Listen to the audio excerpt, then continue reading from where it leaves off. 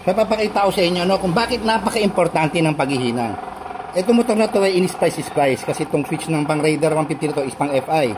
So, ang Timano kailangan mag-splice. Tignan nyo, no? Intact naman daw to. Nakabuhol na nakabuhol.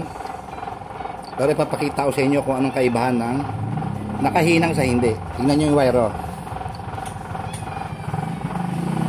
Nangagat. Ganyan yung kulay na niya, no? Pero intact naman. O, tignan nyo, no? Pag binalatan ko.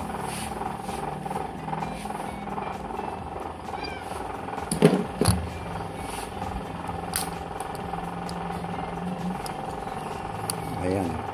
Ang kinis. O. Kumpara mo sa kayo na nakabuhol lang, umitim yung kabilang side. Yung pinagbuhulan nyo, ibig sabihin, umiinit. Ang layo. Ay, ba't nung binalatan ko, lumabas yung totoo, hindi naman uminit yung tsura. Yung sa nagbuhol lang. Ganun po ka-importante ang maghihinang. Kesa po sa binubuhol-buhol nyo lang. Ang layo na ng kulay, oh. Pero kanina, yung kadugtong nito, di ba?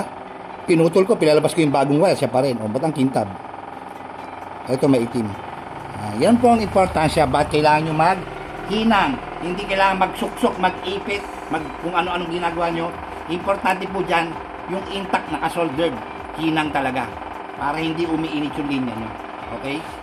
Na mga may